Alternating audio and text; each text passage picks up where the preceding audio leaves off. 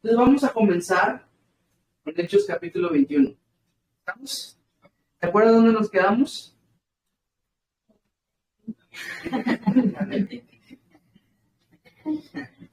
Está calientísimo. Ya me quemó otra vez.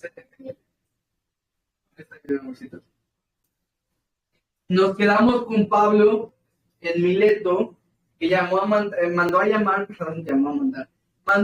a todos los ancianos de Éfeso y les dio este gran discurso que medio explicamos la semana pasada porque dijimos que no le podíamos hacer justicia, pero que habló un discurso, el único discurso en todo Hechos que no es evangelístico, ¿verdad?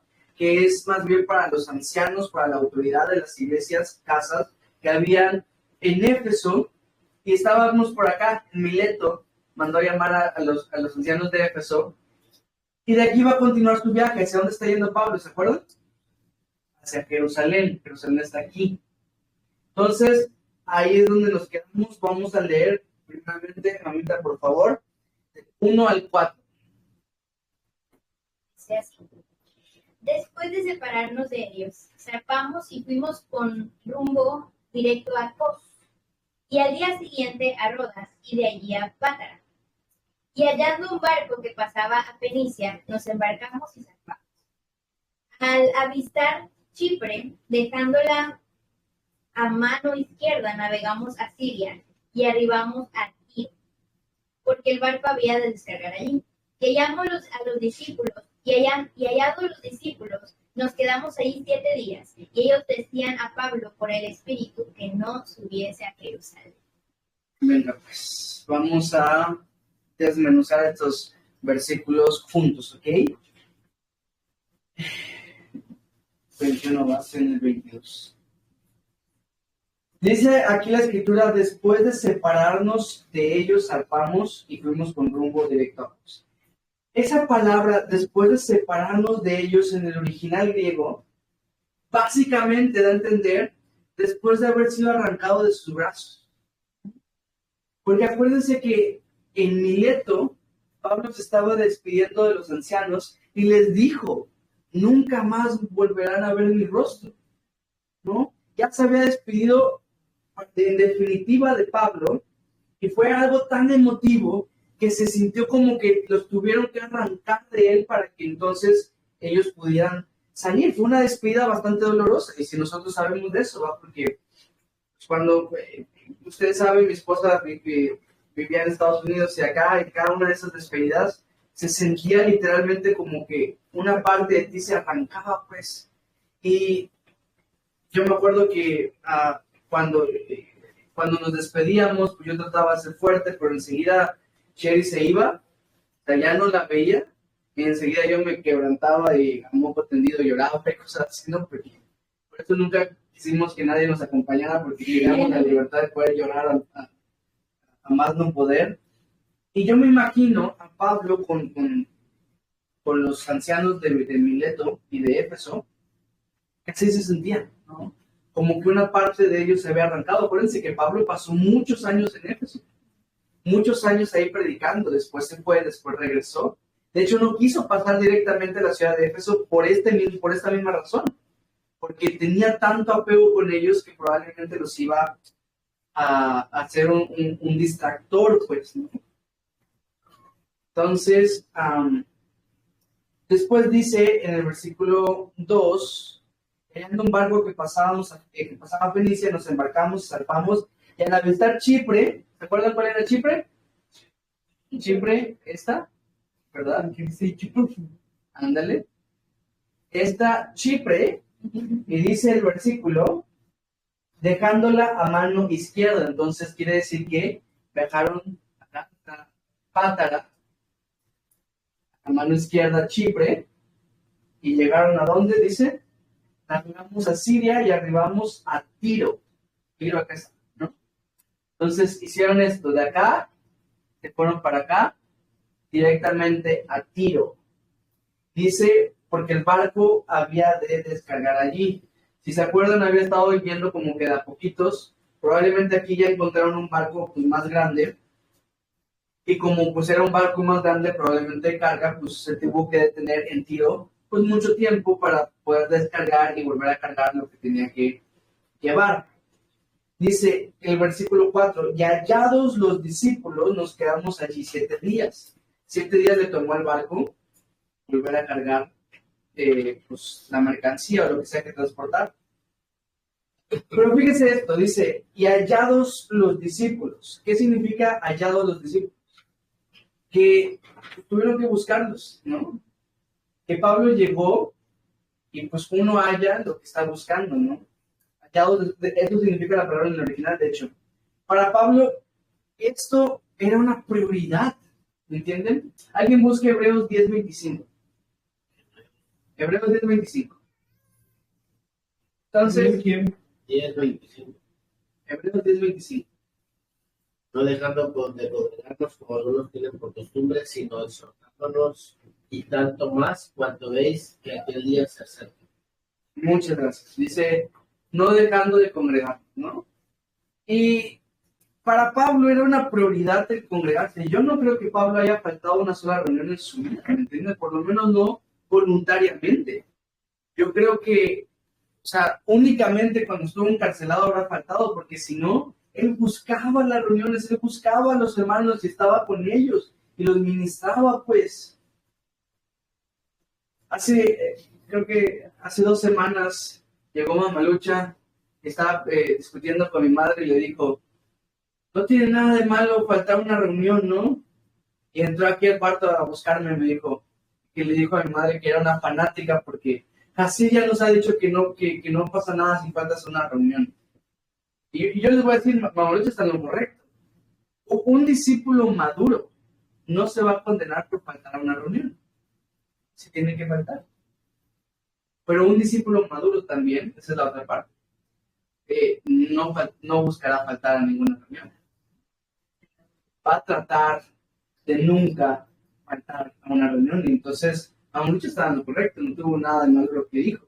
Lo que sí, y lo que yo les digo, es el ejemplo de Pablo. Pablo, llegando a Tiro, lo que hizo fue buscar a la iglesia, buscar a los hermanos y reunirse con ellos. Probablemente nunca los había visto. Probablemente sí, no sabemos. No sabemos porque ya había viajado en otras ocasiones a Jerusalén. Y pues de Jerusalén hacia Antioquía, pues tienes que pasar por todas estas regiones. A lo mejor sí, a lo mejor no. Lo que sí sabemos es que fue y los buscó. Y cuando los encontró, ¿qué pasó? En donde estamos, versículo 4, dice, y ellos decían a Pablo por el Espíritu que no subiese a Jerusalén, a que no vaya a Jerusalén. Y aquí es donde nos metemos ustedes y yo en una encrucijada que no están ustedes para saber un día para contarles un chisme entre cristianos, ¿ok? Pero hay muchos que se han peleado por buscar una explicación a este versículo, porque dicen, cuando dice Lucas aquí por el Espíritu, está afirmando que el Espíritu Santo guió a estos hermanos a decirle a Pablo que no vaya. Y no es por spoilearles nada, porque en teoría ustedes siempre leen. Pero Pablo sí terminó yendo a Jerusalén. Entonces, ¿fue en contra de la voluntad del Espíritu? ¿O cuál es la explicación de este pasaje? ¿Qué piensan ustedes? ¿Pablo fue rebelde? No, ¿Por qué? porque en ese momento él ya tenía una orden del Espíritu que es pues, de a Jerusalén. Pero es que esa es la Que el cuestión. Espíritu hubiera querido, así como cuando estaba en Asia, cuando trató de ir a Vintifón, por el Espíritu no pueden estar. Entonces, si el Espíritu, de haberlo así querido en ese momento, no hubiera impedido que vaya a Jerusalén, pero únicamente le dijo a sus hermanos, díganle que no vaya a Jerusalén. Como dicen los versículos, esto es mi Ok. Como probando a Pablo, ¿no? Ok, puede ser, es posible. Básicamente lo que sabemos, y es un muy buen punto, Oscar, porque, pues, digamos que por experiencia Pablo ya sabía cuando el Espíritu le dice que no, y no lo hacía, ¿no? Como precisamente, como dice, cuando quería predicar en Asia, no se le dejó, se fue a Bitinia tampoco, y terminó yendo a Troas para irse a Filipos, ¿no? Efectivamente. Ahora, cabe recalcar que el Espíritu Santo en ninguna parte de Hechos le ha dicho a Pablo que vaya a Jerusalén. ¿Okay? Él ha tenido la intención de ir a Jerusalén. Y por el contrario, vimos el capítulo pasado que en cada ciudad el Espíritu Santo le decía a Pablo que iba a sufrir en Jerusalén. Ahora, estamos acá con el primer y único versículo que nos dice que por el Espíritu le están diciendo no vayas. ¿Alguien más que quiera opinar?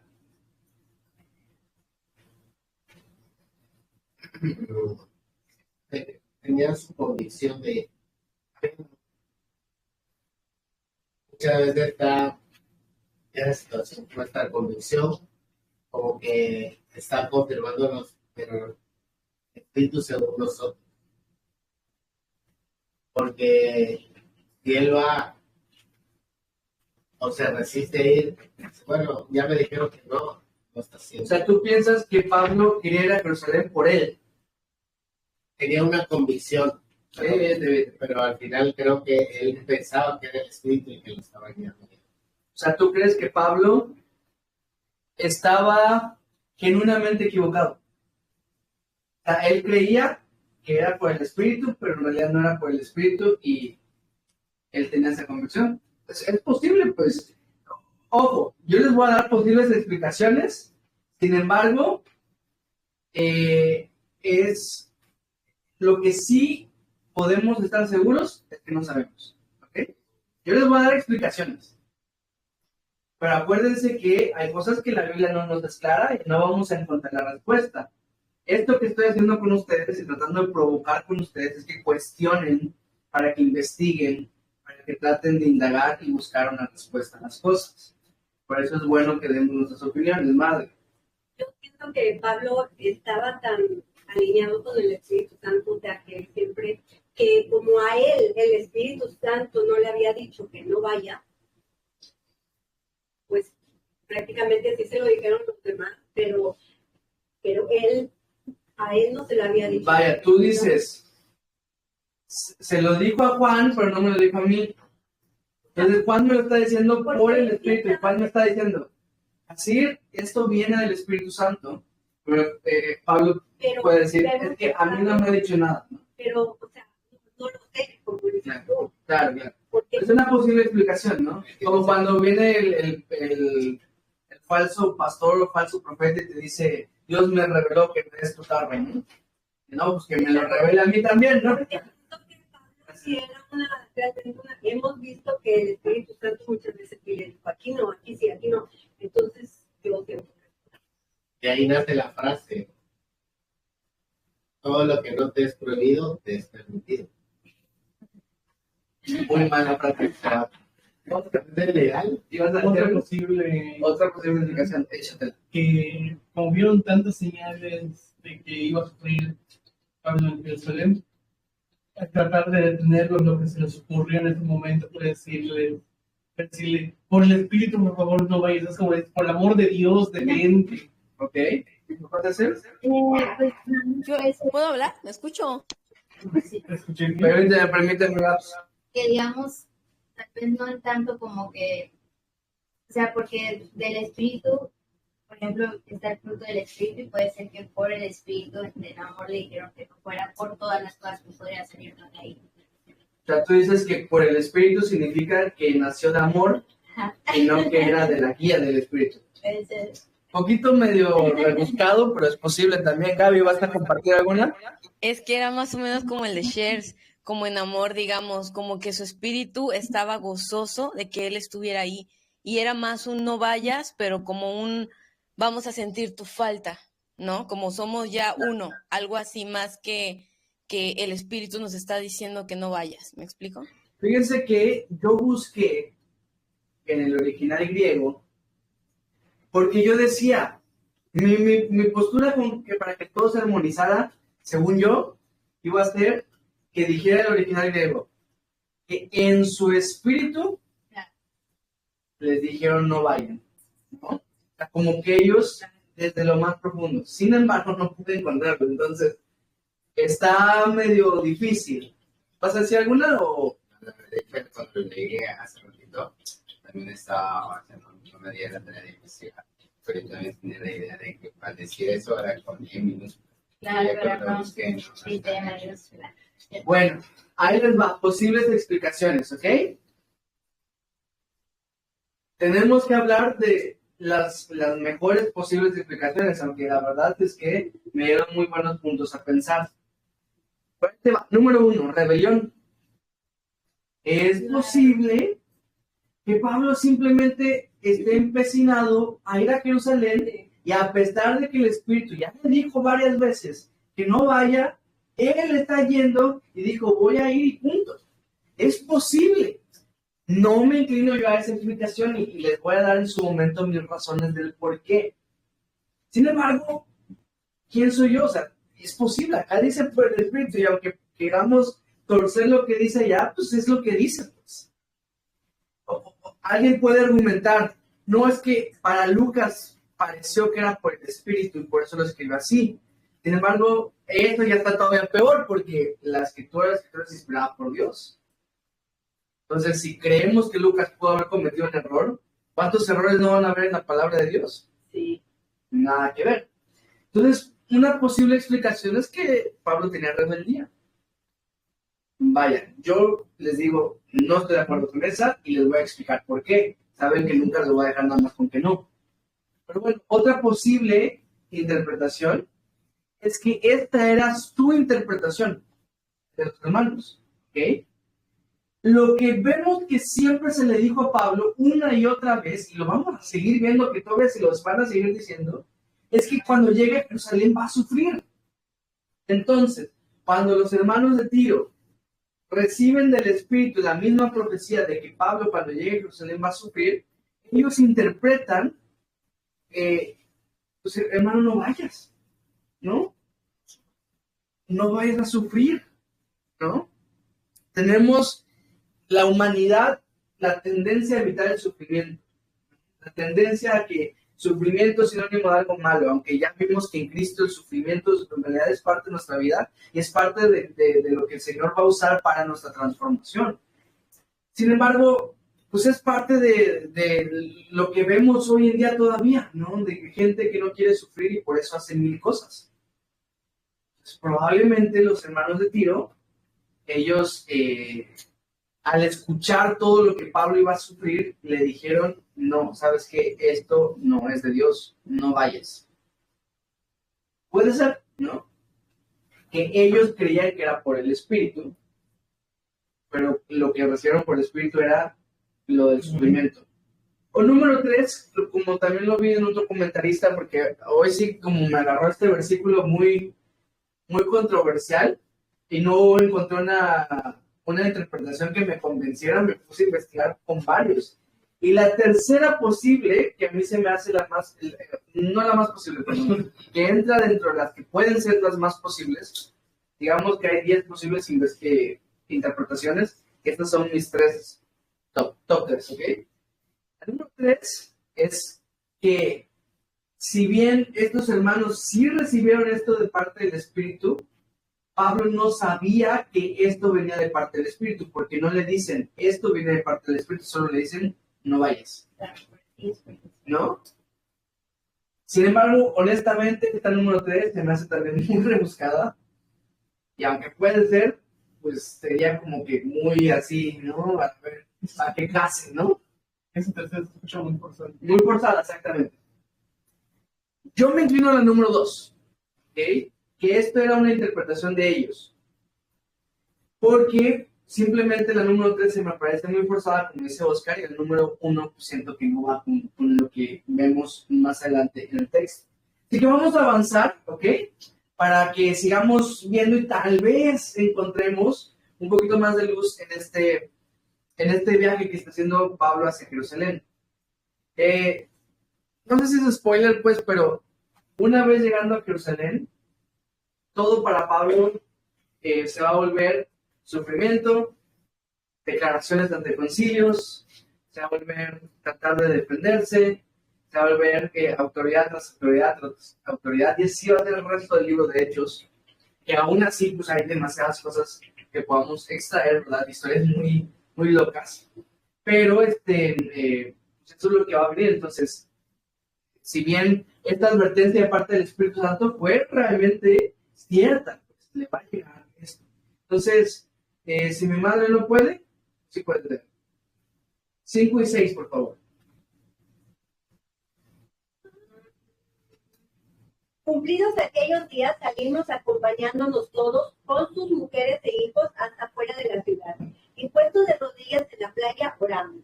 Y abrazándonos los unos a los otros, subimos al barco y ellos se volvieron a sus casas. Excelente. Busquen por favor primera de Juan 4, 20 y 21 y otra persona Juan 13, 35. Repito, primera de Juan 4, 20 y 21 y Juan 13, 35. Aquí estamos en la iglesia de Tiro, ¿no? Y en la iglesia de Tiro, esta iglesia no había sido fundada por Pablo. Esta iglesia, por lo menos no se nos dice que haya sido fundada por Pablo. Esta iglesia, sin embargo, y tampoco se nos dice, 1 Juan 4, 20 y 21 y Juan 13, 35. Estoy en Juan. Vaya, ahorita les vamos a leer. No se nos dice tampoco que pues, conocían de tiempo a Pablo, aunque Pablo pues, ya era una figura bastante importante en la iglesia del momento. Sin embargo, no se nos dice, ¿no? Entonces, ¿cómo es que cuando se van a despedir de Pablo, todos salen a su encuentro, todos salen a su despedida? Todos, porque no solamente fueron los hombres como Mileto, sino que ahora llevaron a sus esposas y a sus hijos, y todos allá. Imagínense la escena, se pusieron de rodillas, oraron por Pablo y otra vez con dolor se despidieron de él. ¿Cómo por qué si estos hermanos no lo conocían tanto? ¿O qué dice 1 Juan 4, 20 y 21? Si alguno dice, yo amo a Dios, y aborrece a su hermano, es mentiroso. Pues el que no ama a su hermano quien ha visto, ¿cómo puede amar a Dios quien no ha visto? Y nosotros tenemos este mandamiento de él. El que ama a Dios, ame también a su hermano. Venga, Juan 13, 35. En esto conocerán todos que sois mis discípulos, si tuviereis amor unos con otros. Y aquí tenemos de parte de Juan que entre nosotros existe un amor muy especial, porque la palabra amor en estos pasajes es la palabra ágape. Y hay amor entre nosotros, ¿no? Hay un amor que viene de parte de Dios que nos une. Honestamente, yo siento este amor con ustedes, que es un amor hasta más cercano que con mi propia familia de sangre. Pero llega entonces con este amor, con este vínculo perfecto, con este vínculo precioso, que tienen los hermanos de Tiro con Pablo, y se despiden de él y se arrodillan y oran por él porque están sintiendo la despedida de este hermano y el sufrimiento que va a pasar. Algo similar me pasó cuando estaba en el hospital y mi esposa tenía que ir al quirófano para la cesárea. Yo, la verdad, traté de ser fuerte todo el punto, a ese punto fue el que me quebró. La verdad, yo estaba bastante tranquilo y bastante confiado, pero cuando ya vi a mi esposa irse y ya me tuve que despedir de ella y pasó las puertas, pues ya no la volví a ver. Honestamente sentí, me quebranté, pues y me puse a orar y me puse a pedirle al Señor que mi esposa esté bien. Parte de mí creo que es porque sabía que mi esposa iba a sufrir, no iba a tener dolor, y eso es lo que me causaba este dolor a mí también. Y eso yo creo que es lo que está pasando con los hermanos en Tiro. Saben que va a sufrir, saben lo que le espera, y les duele, y oran por él. ¿Se imaginan qué tipo de oración fue? Antes de darles fuerza, Señor, antes de traerle consuelo, darle gracia delante de las autoridades, que no les vaya tan feo. Pero pues, y dice, oramos, ¿no? Públicamente. Hay un montón de personas en la playa arrodillados, la gente que pasaba probablemente diciendo, ¿y estos qué les picó, no? Ahí estaban, sin vergüenza de mostrar su fe en público. Oscar, versículo 7, por favor. Y nosotros completamos la navegación saliendo de Tiro, arribando a Ptolemaida. Y habiendo saludado a todos los hermanos, nos quedamos con ellos un día. Va. De Tiro a Ptolemaida, ¿no? Más abajito. Ahí estamos yendo hacia Jerusalén, ¿ok? Entonces, Tiro, Ptolemaida. Solo diré que ciudad a la que iban, iglesia que buscaban. ¿Cuánto tiempo se quedaron acá? Un día. Pudieron ni haberse bajado del barco, pues. Pero pues buscaban los hermanos y estuvieron con los hermanos de Ptolemaida. Misma situación que con Tiro. No fue fundada por ellos, pero pues Es lo que hicimos con los amaron exactamente, ¿no? Cuando fuimos a Guadalajara, fuimos a una iglesia que ni conocimos a nadie, pero precisamente para buscar a los hermanos. Léete 8 y 9 también, porque solo leíste un versículo. Al otro día, saliendo de Pablo y los que con él estábamos, fuimos a Cesarea. Y encontrando en casa de Felipe, el evangelista, que era uno de los 7, posábamos con él. Este tenía 4 hijas doncellas que profetizaban. Ahí, está bien. Va, sigamos el viaje entonces. De Tiro se fue a Ptolemaida, de Ptolemaida a Cesarea. Cesarea Marítima es esta, ¿no? Acuérdense que hay otra Cesarea de Filipo. Creo que es Simón. No, esa es Alejandría, No digo. La griega que es Simón. La del volcán. puede ser. Honestamente no sé la historia. Pero esta es la Cesarea de Filipo está aquí. Esta es Cesarea Marítima. Digo, son dos Cesareas. ¿Cuántas cesareas hay? Quién sabe. Bueno, acuérdense que la Cesarea pues, es en honor al César, ¿no? Entonces, probablemente habían más. No te lo sé decir. Ahí lo investigamos. Ahí le preguntamos al rato a la IA de WhatsApp. Cesarea Marítima, esa es la que visitan, pues están yendo por mar, ¿no? Visitan ahora Cesarea Marítima y nos topamos con un personaje que conocemos. ¿Se acuerdan? Felipe, el evangelista, uno de los 7, ¿verdad? No. Fue con Felipe. Felipe, ¿quién era Felipe? ¿Se acuerdan? Exactamente. Hechos capítulo 6, cuando nombran a los primeros 7 diáconos. Y esto es loco, ¿no? Porque ya eran conocidos como los 7. ¿No? Sí. Imagínate en aquella época, ¿no? Estaban los 12 apóstoles, ¿no? Los originales, los que estuvieron con Jesús. Y estaban también los 7, ¿no? Que fueron los 7 diáconos, ¿no? Y ahí estaba uno que se llama Felipe y era uno de los 7. Me siento como que es parte de, sí, ¿no? Los 4 fantásticos, ¿no? Es uno de los 4. Bueno, pues entonces, este era conocido por ser uno de los 7, efectivamente, y se acuerdan que después en Hechos capítulo 8, de la muerte de Esteban, se nos empieza a narrar qué pasó con Felipe, ¿se acuerdan? Que fue a Samaria, en Samaria predica, se convierte en un montón, llegan Pedro y Juan, hacen este alboroto, y ahí el Espíritu lo manda al desierto con el eunuco etíope, ¿no? Y ahí lo evangeliza también, lo bautiza, y en ese momento, raptuso, ¿va? O sea, agarrado, arrebatado y dejado ¿en dónde? En Cesarea. Lo llevó a Cesarea. Y entonces, desde que lo dejamos de ver en Cesarea. Y aquí sigue. Ahí se quedó todos estos años, se siguió sirviendo a la iglesia. Hasta el grado de que ya hasta se casó, ya hasta tiene hijas, y ya hasta las 4 hijas son profetizas.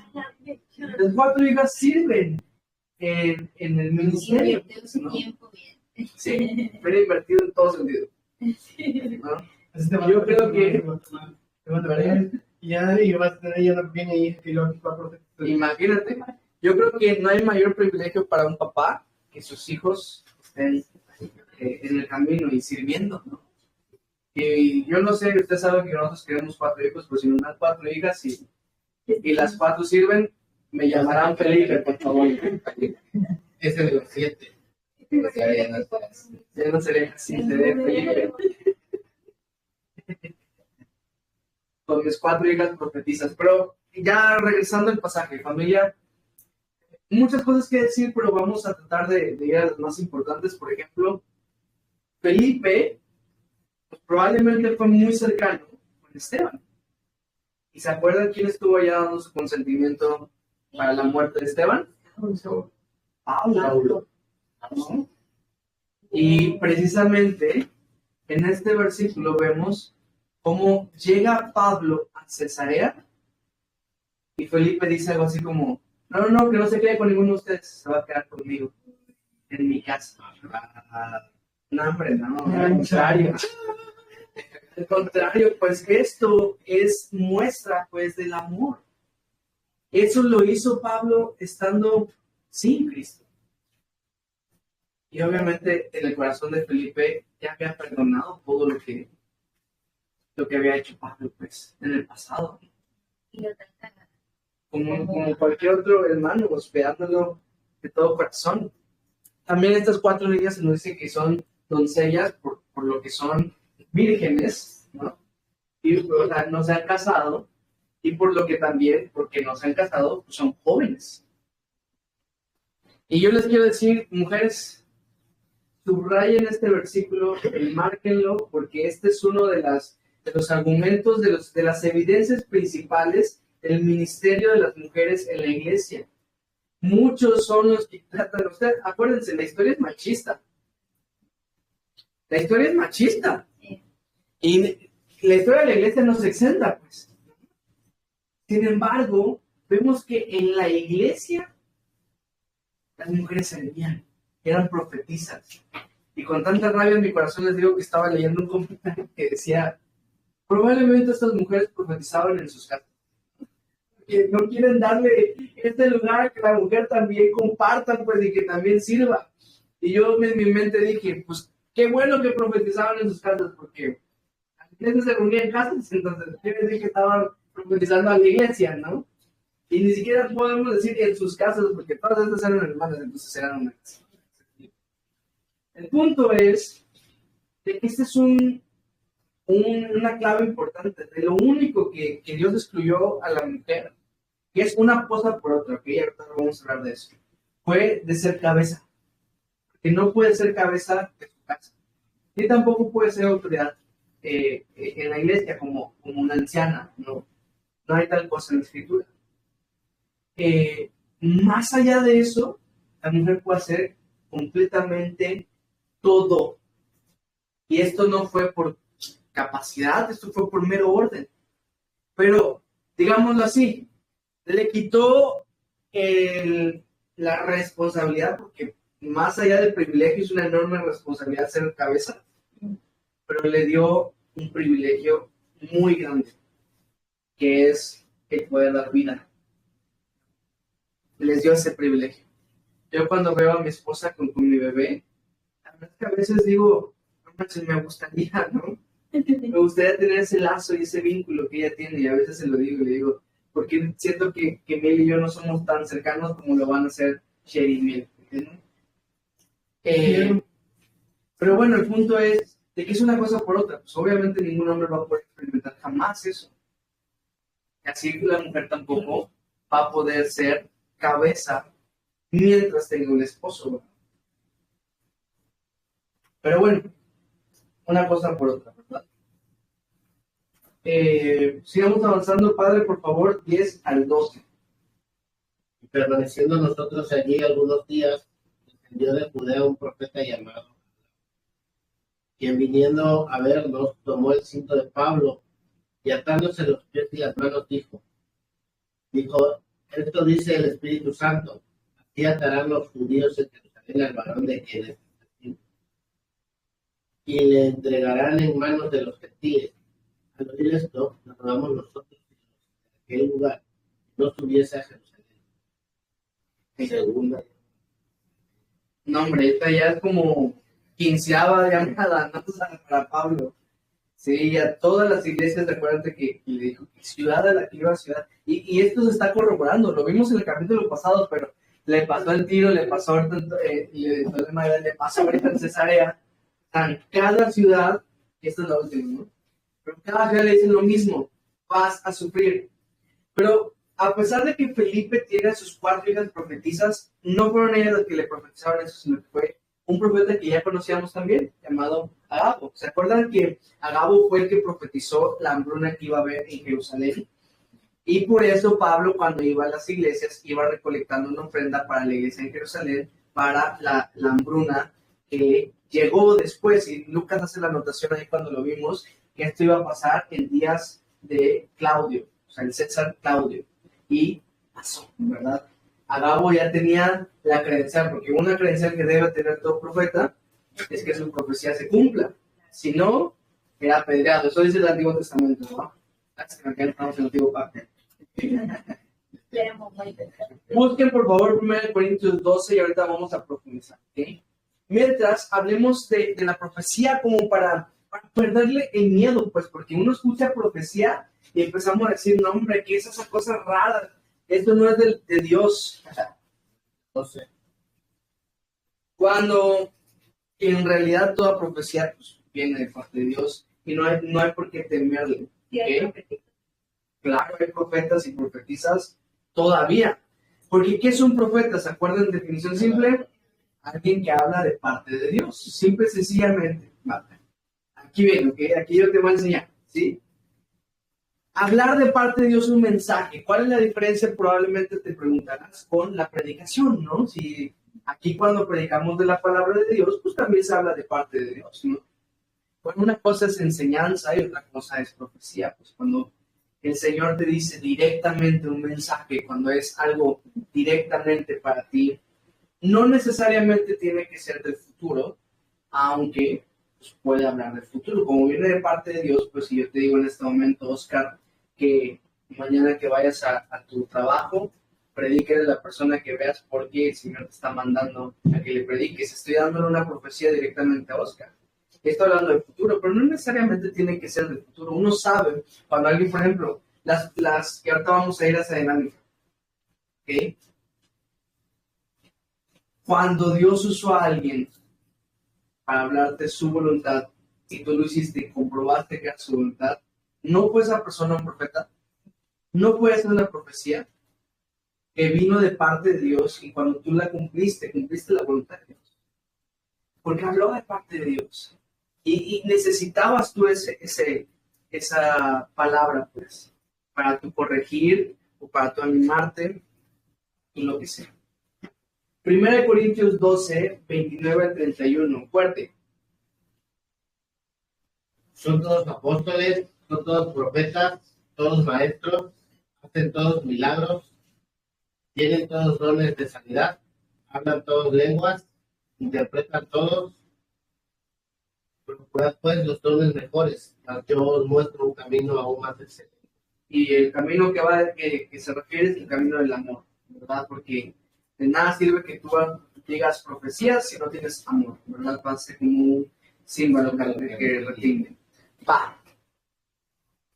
Elegí este versículo, no pierdas Corintios, porque ahorita vamos a regresar. Pero elegí este versículo porque dicen, ¿acaso somos todos profetas? Esta es una pregunta retórica, por lo que ya te da la respuesta. Son preguntas que no tienen necesidad de respuesta, ¿verdad? ¿Somos todos profetas? No.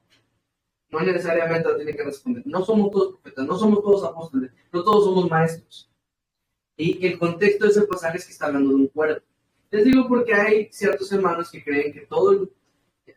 He visto esto y se me hace chistoso, perdónenme, me voy a desviar. Y siempre hay un don que alguien dice, todos los cristianos lo tenemos. Escuchamos al decir, no todos los cristianos tienen el don de servicio. He escuchado también decir, todos los cristianos tenemos el don de profecía, porque todos debemos hablar de parte de Dios. Vaya, acuérdate que los dones se dio para el cuerpo y son diferentes habilidades especiales de parte del Espíritu Santo para edificar el cuerpo. Entonces, se me haría muy raro que haya un don que todos tengamos, pues se dio para la edificación del cuerpo. O sea, porque si tú tienes un don que yo también tengo, entonces no te necesito. ¿Me entiendes? Entonces, ¿para qué? Pero bueno, cerrando el paréntesis, no todos son profetas, pero hablando de la profecía, ¿qué es esto? ¿Con qué se come? 1 Corintios 14, 1 al 4. ¿Ok? 1 Corintios 14, 1 al 4. ¿Sí? Dice, seguid el amor y procurad los dones espirituales, pero sobre todo que profeticéis, porque el que habla en lengua no habla a los hombres, sino a Dios, pues nadie le entiende. aunque por el Espíritu habla misterios. Pero el que profetiza habla a los hombres para edificación, exhortación y consolación. El que habla en lengua extraña a sí mismo se edifica, pero el que profetiza edifica a la iglesia. Amén. Pablo sí nos dice, procuren los mejores dones. Y después nos dice en el capítulo 14 que el mejor don, según Pablo, es el de profecía. Porque cuando tú profetizas, edificas a la iglesia. Hablar en lengua dice, te edificas a ti mismo, pero con la profecía, te edificas al cuerpo. Y te da ahí 3 propósitos por lo cual la profecía es hecha. ¿Cuáles son esos 3 propósitos? Edificación, exhortación y consolación. Edificación, exhortación y consolación. La profecía se da con estos 3 propósitos, ¿verdad? Por eso les digo que no necesariamente tiene que ser futuro. Porque qué tal que yo estoy pasando por algo, no sé, difícil, ¿ok? Estoy pasando por algo muy difícil y llega el profeta Juan y me dice, hermano, Dios ha visto tu dolor. ¿Entiendes? ¿Y ha escuchado tu oración? A mí me está dando un mensaje de consolación, pues. Ahí no necesariamente me está diciendo Dios te va a cumplir, pero cuando yo me siento escuchado, pues a lo mejor me voy a sentir mejor. Ahora, la profecía de Agabo, ¿en cuál de estos 3 entra? Sí, pero en exhortación, edificación o consolación. Bueno, consolación no es. Está yendo, vas a sufrir, ¿no? Así lo van a llevar, miren, y está así todo amarrado, pues, ¿no? Es consolación, ¿no? Edificación, puede ser, ¿no? Pero está muy forzado. Yo creo que es exhortación, ¿no? Y yo creo que esa es la razón por la cual el Espíritu Santo en toda ciudad le ha dicho a Pablo, vas a sufrir, vas a sufrir, vas a sufrir, para que Pablo se prepare, pues. Claro. Para que Pablo vaya agarrando ánimo, o sea, voy a sufrir, o sea, una vez que te lo repiten tanto, pues, lo tiene en su cabeza. Y Agabo, muy al estilo del Antiguo Testamento, agarra, porque así eran los profetas del Antiguo Testamento, ¿no? Que de repente Jeremías agarra un jarrón y lo tira, lo rompe y dice, así Israel está quebrantado, ¿no? O sea, y así hace Agabo, ¿no? También agarra el cinto de Pablo, que por cierto, si dejó el cinto, habla de pues, la familiaridad donde estaba, ¿no? Sentía a gusto, cómodo, es como, no sé, en algunos países asiáticos dejan los zapatos en la puerta, pues se siente más, no llega alguien con tus zapatos y dice, así apestará el alma de la...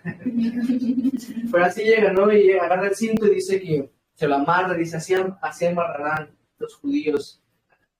Como dice, así tratarán al judío, dice, ¿no? O sea, de quién es este cinto.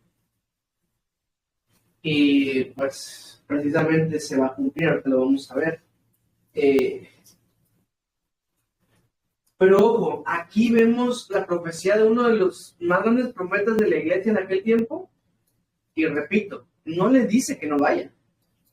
Le dice, va a sufrir. Eso es lo que yo les digo, por lo cual no me puedo inclinar a que Pablo estaba siendo rebelde, porque en una sola congregación vimos que el Espíritu les dijo que no vaya.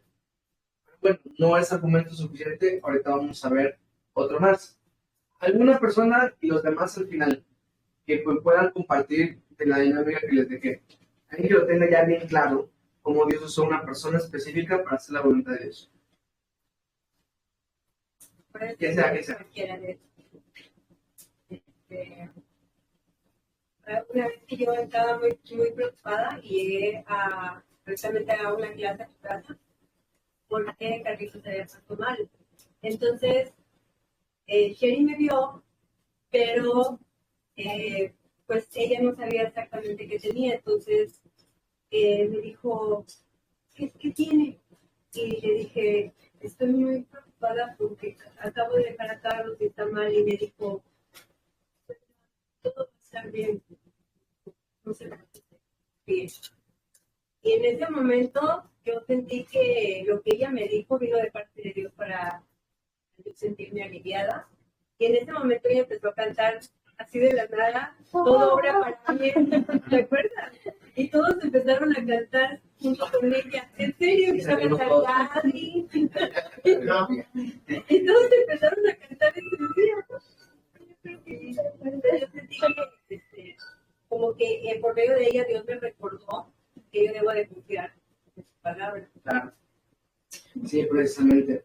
Excelente. Los demás sí los vamos a escuchar, pero al final, ¿ok? Para que no nos atrasemos en esto, ¿va? Pero sí, exactamente, ¿no? Dios nos habla a través de nuestros hermanos. Hay la necesidad de siempre estar con ellos. Después de que ya hemos aprendido tantos beneficios de estar con los hermanos, no me explico por qué no estar, o sea, no habría razón por la cual tú digas, no, la reunión del domingo. ¿Sí? Que no te puedes perder. Obviamente, hay situaciones en las cuales pues tienes que faltar. Y si faltas, tampoco es como que te vas a condenar o alguien te va a condenar. Porque pues no funciona así, estamos en el periodo de la gracia. Sin embargo, en cuanto a nosotros dependa, ¿verdad? No habría razón por la cual faltar, porque amamos y nos beneficiamos tanto del compañerismo.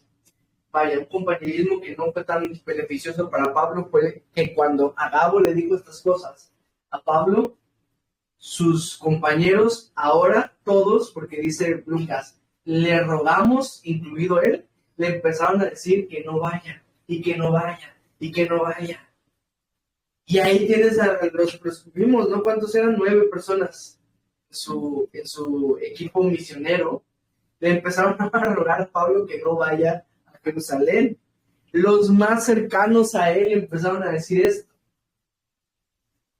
¿Y qué va a pasar? Versículo 13 y 14, Juancho, por favor.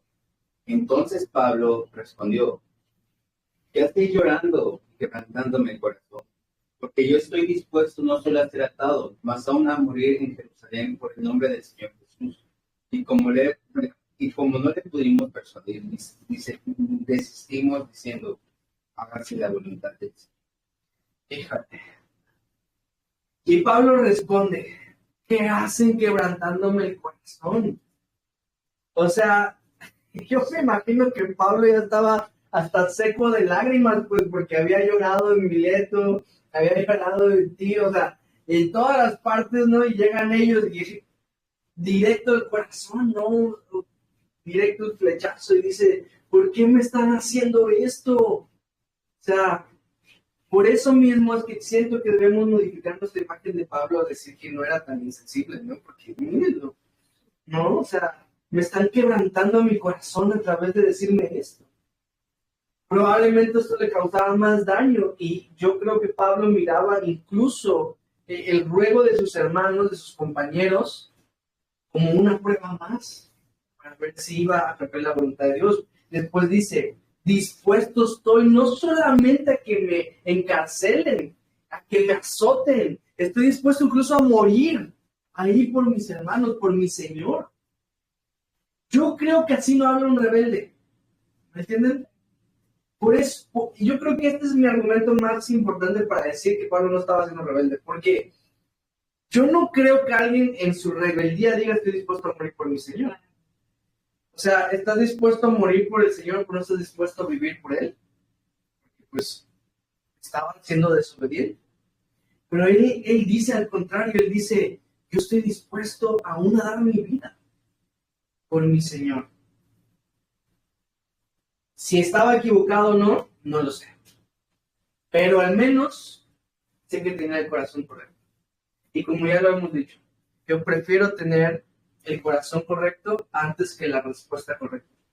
Porque si tengo el corazón correcto y la respuesta incorrecta, Dios puede cambiar mi respuesta. Sin embargo, cuando tengo el corazón incorrecto con la respuesta correcta, de nada sirve. Porque no reflejo lo que es de Dios. Entonces, si estaba equivocado, no lo sé, pero sé que Pablo tenía el corazón correcto. Y sé que Dios lo podía corregir incluso. Una de las oraciones que hice con mi esposa, me acuerdo porque lo anoté, lo de la versión ahora, oramos diciendo, Señor, si nos equivocamos, sabes que nos equivocamos tratando de agradarte. Yo creo que cuando uno se equivoca tratando de agradar a Dios, hay más gracia para esa persona. Hay más misericordia. Así que yo les animo a que como Pablo tengan el corazón. Y saben, muchos son los que dicen de la vez para afuera, ¿verdad? Pero lo dicen, no, yo daría mi vida por Cristo y por el Evangelio. Y a lo mejor si alguien viene ahorita y dice, ¿quiénes son cristianos con una pistola? A lo mejor algunos de ustedes dicen que sí, a lo mejor otros se van corriendo, yo no lo sé. Pero a veces es más difícil vivir por Cristo que morir por Cristo. A veces es más difícil el día a día estar siendo obediente a lo que yo te animo también a que veas si estás dispuesto, ¿no? Vaya, el club, los compañeros de Pablo, al final como no pudieron con Pablo, no pudieron convencerlo, dijo que se haga la voluntad de Dios, ¿no? Hágase tu voluntad, Señor, ¿no? Y lo entregaron en manos de Dios, pues. Y pues vamos a ver qué sigue. Reiniciamos acá. Samuel, por favor, 15:16. Después de esos días, hechos ya los preparativos, fuimos a Jerusalén.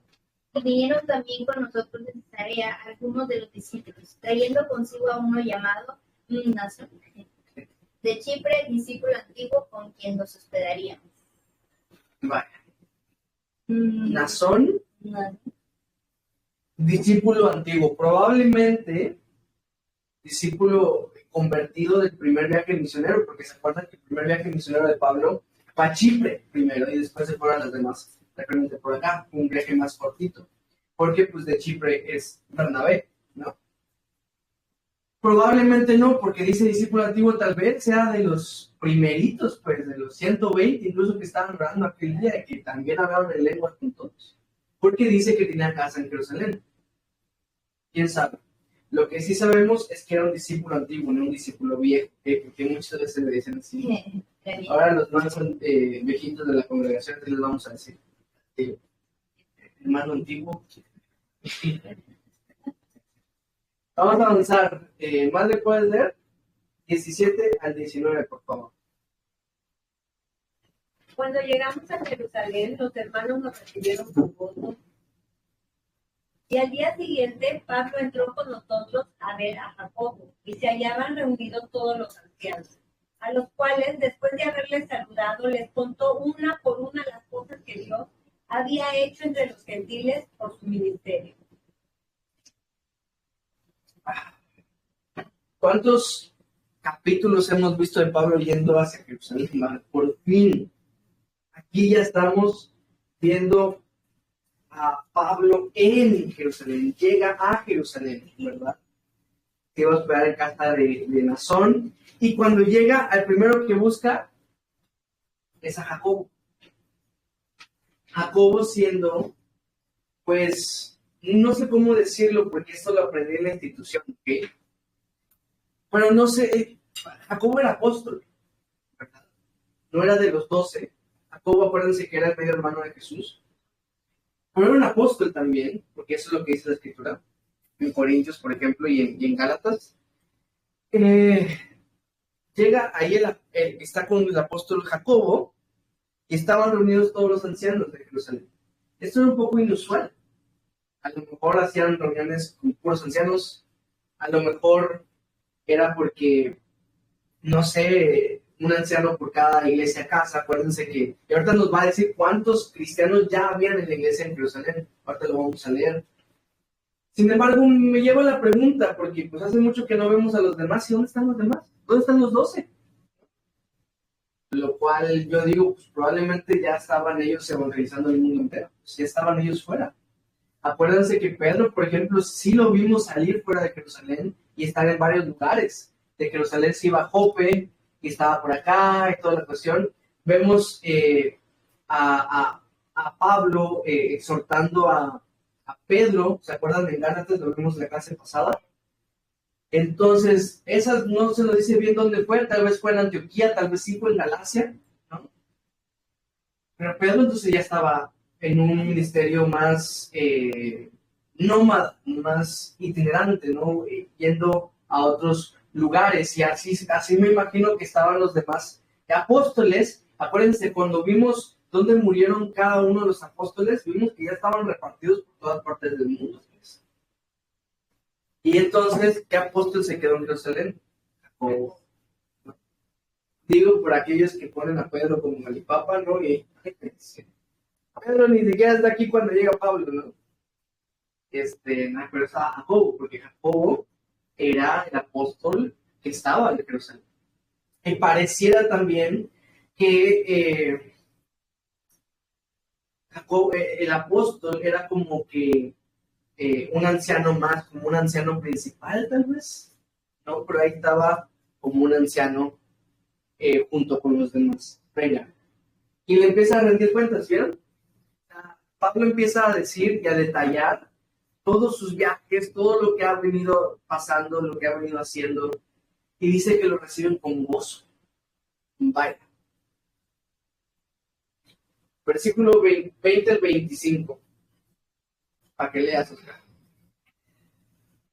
Cuando ellos oyeron, glorificaron a Dios y le dijeron: ya ves, hermano, cuántos millares de judíos hay que han creído, y todos estos son celosos por la ley. Pero les ha informado en cuanto a ti que enseñas a todos los judíos que están entre los gentiles a apostar de Moisés, diciéndoles que no circunciden a sus hijos, ni observen las costumbres. ¿Qué hay pues? La multitud se reunirá al desierto, porque oirán que has venido. Haz pues que esto que te decimos. Hay entre nosotros 4 hombres que tienen obligación de cumplir voto. Tómalos contigo, purifícate con ellos y paga sus gastos para que se rasuren la cabeza. Y todos comprenderán que no hay nada de lo que se les informó acerca de ti, sino que tú también andas ordenadamente guardando la ley. Pero en cuanto a los gentiles que han creído, nosotros les hemos escrito determinado que no guarden nada de esto, solamente se abstengan de los sacrificados a los ídolos, de sangre, de ahogado y de fornicación. Gracias, Oscar, gracias. A vocerrón que tienes. Venga, y dice que en la iglesia de Jerusalén ya habían millares convertidos. Millares es literalmente la palabra 10,000, ¿ok? Pero no lo tomemos tan literal, porque esta era una palabra que significaba un número tan grande como para contarlo, ¿ok?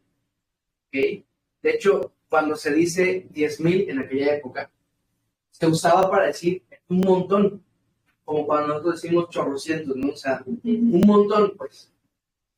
Y ya habían, entonces, dejamos de ver a la iglesia, ¿se acuerdan? Con 8,000 personas. Aquí estamos viendo la iglesia con más de 10,000 personas. La iglesia de Jerusalén era bastante grande. Por eso no me sorprende cuando Santiago está con los ancianos en plural. Me imagino que tampoco era como que 4 ancianos, ¿no? O sea, me imagino que eran como 100 ancianos, pues, con los que estaban, pues, ¿no? O sea, un montón, claro. Ahí estaban ellos en Jerusalén.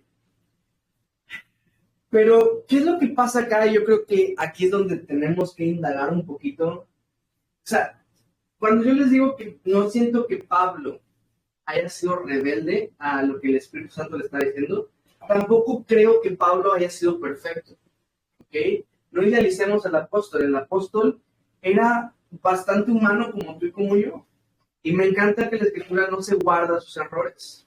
¿Por qué les digo todo esto? Vamos a desmenuzarlo. Dice que los judíos, allá los hermanos, eran celosos de la ley, ¿no?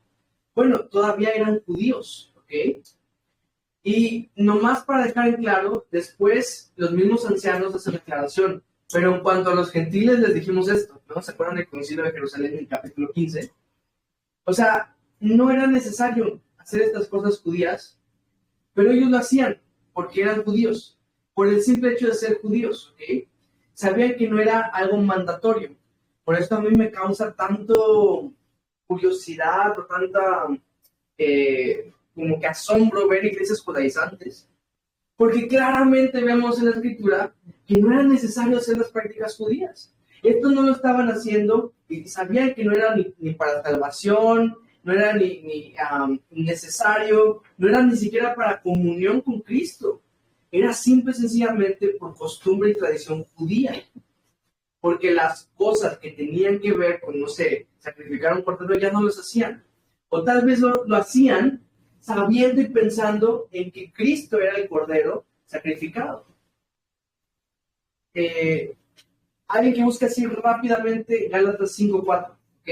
Gálatas 5:4. Pero por esta costumbre de los judíos de continuar haciendo prácticas y costumbres judías, es que yo celebro con libre conciencia, por ejemplo, el 15 de septiembre. No porque soy mexicano. Entonces, ellos hacían las cosas judías, yo hago las cosas mexicanas. Venga. De Cristo os desligasteis, los que por la ley os justificáis, de la gracia habéis caído. Los que por la ley os justificáis, dice Pablo, de la gracia habéis caído. Te desligaste de Cristo. O sea, no se puede tratar de justificarte por la ley y al mismo tiempo tratar de justificarte por la fe. Son dos cosas diferentes, son dos caminos opuestos. Uno se basa en tus obras, otro se basa en la fe. Entonces Pablo sabía que esto no era por salvación, no era un tema de salvación, era más bien una estrategia que ellos se idearon para que Pablo no tuviese conflicto con los demás judíos. Porque dijeron, ya se sabe que estás aquí, y muchos están diciendo que tú estás enseñando ¿cómo se dice? Pues sí, que sean apóstatas de Moisés, ¿no? Y básicamente, pues ellos generan este plan, esta idea, y le dicen, pues mira, hay estos 4 varones que se van a hacer cumplir su voto de nazareato. ¿Se acuerdan que Pablo ya había hecho uno, donde se quedó pelón, ¿no? Y se ve con ellos, hazlo tú también, o sea que se va a volver a rapar. Y le pagas también a ellos para que le pagas tu voto, ¿no? Cuando vayan al templo, tienen que dar también una ofrenda y tú págaselos para que entonces los demás judíos, cuando vean esto, digan, no tiene nada de malo Pablo, mira, sí está cumpliendo la ley, ¿no? Él se está cumpliendo con las costumbres judías, él no está en contra del templo.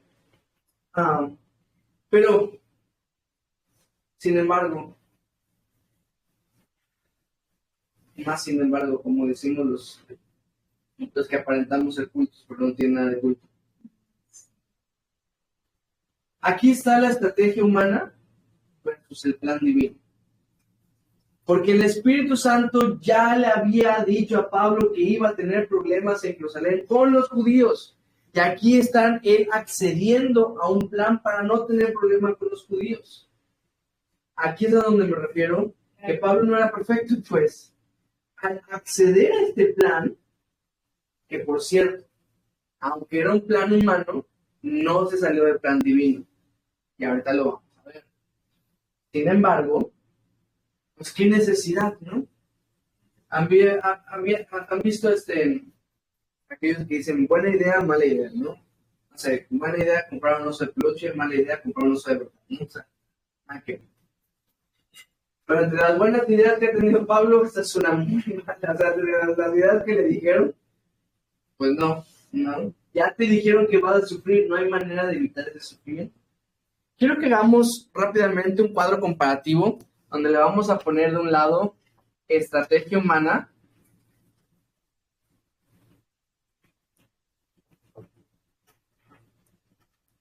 y del otro lado le vamos a poner plan divino.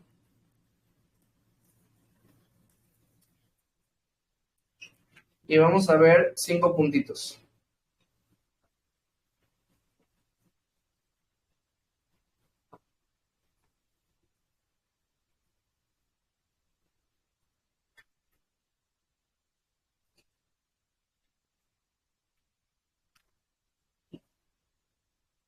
¿Ok? Estrategia humana versus plan divino. Número 1 de estrategia humana. Basado en razón y lógica humana. Basado en razón y lógica humana.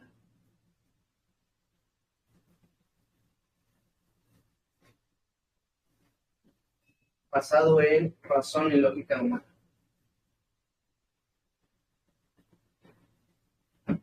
Pues sí, porque cuando tú pones tu propia estrategia, pues usas tu propio criterio. ¿Vemos uno y uno o vemos los 5 primero? 5 y 5. Estamos divididos acá. ¿Ven por qué no es buena la democracia? Vamos a ver uno y uno. Democracia, ¿qué dice?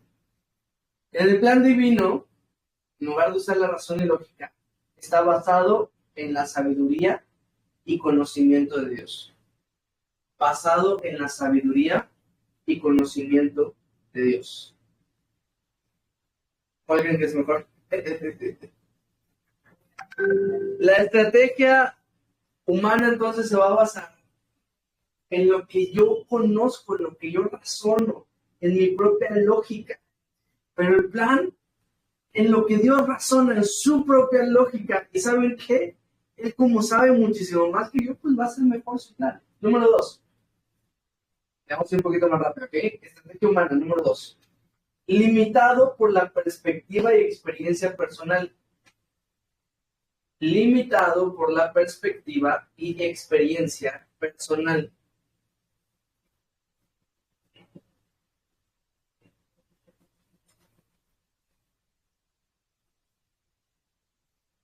Y vaya que esto es un limitante. La perspectiva de uno es un limitante porque tú solo ves un lado. ¿Han visto esa imagen, por ejemplo? Hay una imagen que un cuate está haciendo así, pero le toman la foto de lado y parece que está insultando. Pero le ponen la foto de enfrente y está haciendo un teléfono. La perspectiva de uno pareciera una cosa y cuando ves del otro lado, nada que ver. Entonces, la estrategia humana siempre va a estar limitada por nuestra propia perspectiva. Y también la experiencia, porque cuando hay cosas que todavía no conoces, te limita. Te limita. Versus el plan divino, tú no estás limitado, ¿no? No tiene estas limitantes. No tiene limitantes, no está limitado. ¿Ok? Plan divino no está limitado. Número 3 de la estrategia humana. Influenciable por emociones, prejuicios o intereses. Influenciable por emociones, prejuicios o intereses. ¿Verdad? Porque yo quiero que esta chica caiga en mi espacio. Aquí, esta estrategia que yo voy a usar para conquistarla, está influenciado, pues, en la voluntad de Dios, ¿va? Pero está influenciado por mis propios intereses, por mis propias emociones. Eso yo de verdad. Prejuicios, ¿cómo no somos tan prejuiciosos? Va. Plan divino es perfecto, justo y santo. Perfecto, justo y santo. No va a caer en estas influencias, porque este sí es perfecto. No puede estar dañado por intereses porque es santo. ¿Me entienden? Va a ser justo el plan divino. Número 4, en la estrategia humana, se enfoca en soluciones inmediatas y temporales. Se enfoca en soluciones inmediatas y temporales. Sí, va. Está enfocado en cómo puede beneficiar ahora, en este presente. En cambio, el plan divino se enfoca en la eternidad y el bienestar. Se enfoca en la eternidad y el bienestar. Superior, claro que es superior, ¿verdad? Porque está pensado Dios para un plan eterno. Se enfoca en la eternidad y en el bienestar. Porque acuérdate también que todo obra para nuestro bien, entonces el plan de Dios también va a estar enfocado en nuestro bien. Número 5, ya para terminar este cuadro compartido. La estrategia humana puede cambiar con el tiempo y las circunstancias. Puede cambiar con el tiempo y las circunstancias. Puede que ahorita tengas una estrategia porque tienes este objetivo, pero con el paso del tiempo, a lo mejor ya cambias de interés, ¿verdad? Y cambia tu estrategia también. En cambio, el plan divino es inmutable y eterno. El plan divino es inmutable y eterno. ¿Qué significa inmutable? Que no cambia, que no cambia. Y eterno, pues, es para siempre. ¿Te quedó claro o todavía vas a seguir usando tus propias estrategias? Me guardo mi comentario para mí mismo. Oscar, Isaías 55:8. Padre, Proverbios 3:5 y Juan, Jeremías 29:11. Isaías 55:8. Isaías 55:8. Proverbios 3:5 y Jeremías 29:11. Ok, escuchen bien estos versículos.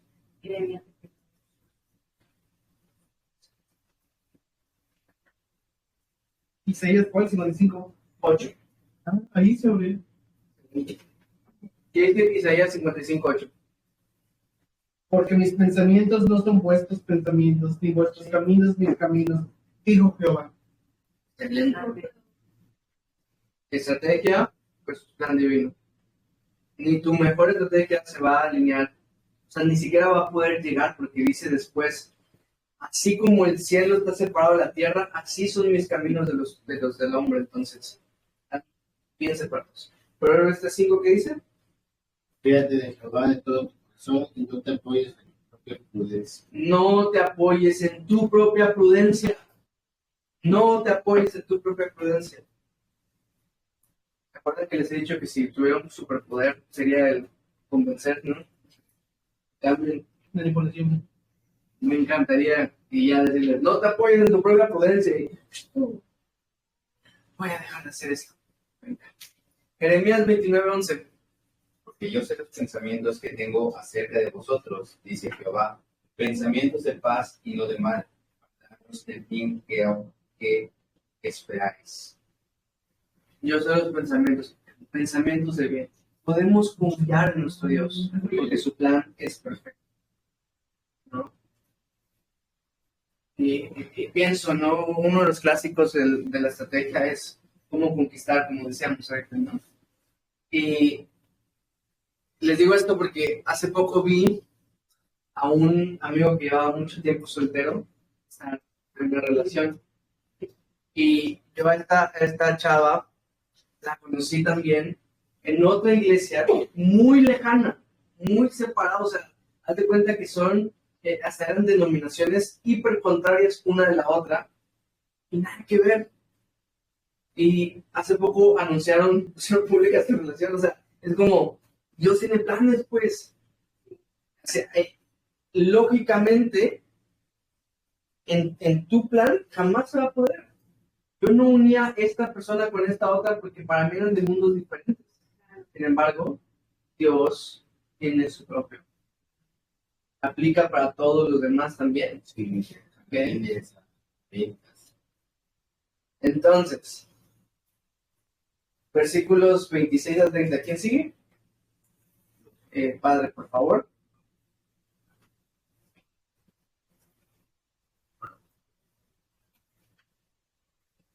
Ya vamos a más rápido porque hoy sí. Entonces Pablo tomó consigo a aquellos hombres y al día siguiente, habiéndose purificado con ellos, entró en el templo para anunciar el cumplimiento de los días de la purificación, cuando había de presentarse la ofrenda por cada uno de ellos. Pero cuando estaban para cumplirse los 7 días, unos judíos de Asia, al verle en el templo, alborotaron a toda la multitud y le echaron mano, dando voces: varones israelitas, ayudad. Este es el hombre que por todas partes enseña a todos contra el pueblo, la ley y este lugar. Y además de esto, ha metido a griegos en el templo y ha profanado este santo lugar. Porque antes habían visto con él en la ciudad a Trófimo de Éfeso, a quien pensaban que Pablo había metido en el templo. Así que toda la ciudad se conmovió y se agolpó el pueblo, y apoderándose de Pablo, le arrastraron fuera del templo e inmediatamente cerraron las puertas. Y otra vez. ¿Se acuerdan que las demás ciudades siempre buscaban a Pablo y no lo encontraban y se agarraban al primero? Esta vez sí, no directamente. Y miren, ¿qué pasó con la super mega estrategia? No funcionó, ¿verdad? Aquí vemos la caída de esa estrategia, porque obviamente los ancianos, que son muy sabios, pensaban esta estrategia con los judíos de Jerusalén, pero no se imaginaron que iban a haber judíos que venían de aquí de Asia. ¿Se acuerdan que estos eran los peorcitos, los que estuvieron por horas y horas gritando en contra de Pablo y que lo fueron a buscar a otras partes? O sea, no se encontraban con que iban a haber judíos de acá, que también casualmente estaban acá, y que lo iban a ver y lo iban a reconocer. Este es el que alborota allá a Éfeso. Y lo acabamos de ver con Trófimo, y se lo conocían, también era del mismo lugar, y seguro lo metió. Y esto era gravísimo, meter a un gentil al templo. Acuérdense que los gentiles no podían entrar al templo. Esto era algo que ellos castigaban con la muerte. Y los judíos tenían permitido ciertas muertes, ¿no? Por ciertas cosas. Acuérdense de Esteban. Votaron y le arrojaron las piedras, murió por apedreamiento. Y entonces vemos que su estrategia pues cae. Pero nuevamente vemos aquí a Pablo obedeciendo a sus hermanos. Esto me gusta mucho. Vaya, tú puedes ir en contra de la voluntad de Dios, pero nada va a mover su plan.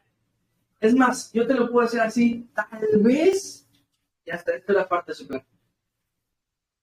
Tal vez hasta esto era parte de ese plan, porque al final de cuentas se cumplió lo que Dios había dicho.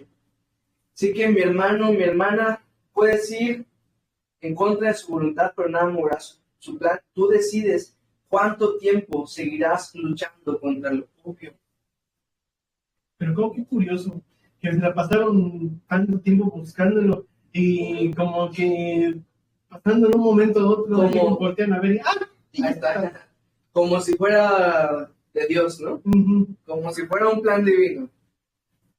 No te énfasis en mi sarcasmo, porque era un plan divino. Dios ya le había dicho que eso iba a pasar. Y la estrategia de Satanás no cambia. ¿Vieron cómo las acusaciones falsas nuevamente y lo levantan y cosas así? Mi amor, busca Hechos 9, 15 y 16, por favor. Y es que, pues, esto es el comienzo, pues, de lo que vamos a ver todos los demás capítulos. Este sufrimiento de Pablo. ¿Qué dice? Dice, el Señor le dijo, ved porque instrumento escogido me es este, para llevar mi nombre en presencia de los gentiles y de reyes y de los hijos de Israel.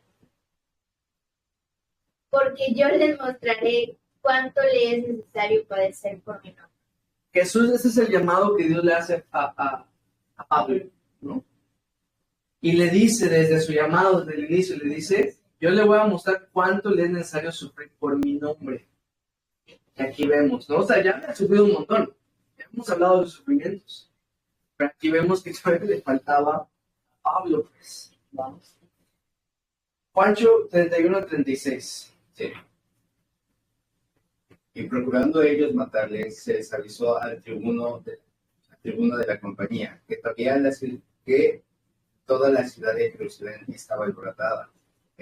Tomando luego soldados y centuriones, corrió a ellos. Y cuando ellos vieron al tribuno y a los soldados, dejaron de golpear a Pablo. Entonces, llegando el tribuno, le prendió y le mandó atar con 2 cadenas y preguntó quién era y qué había hecho. Pero entre la multitud, unos gritaban una cosa y otros otra.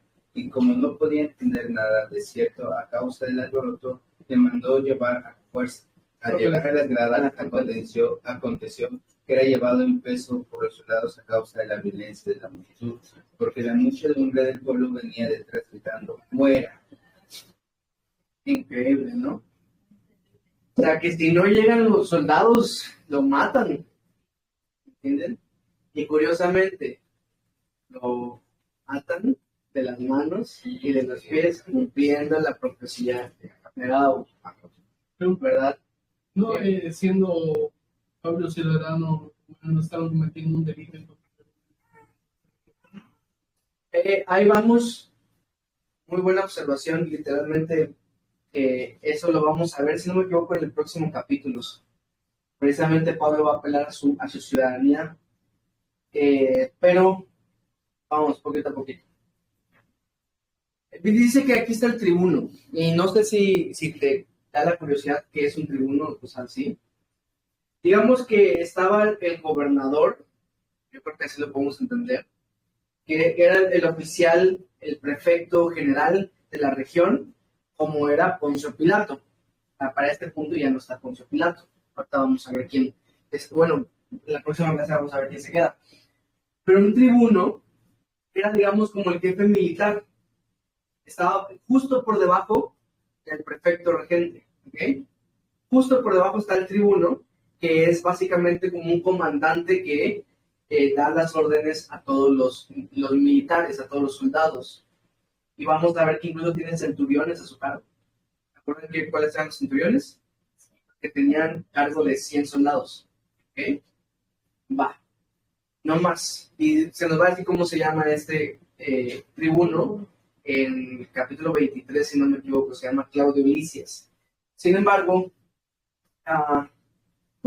como ahora eran más que con Esteban, ahora eran una multitud, pues podrían aparentar rebelión.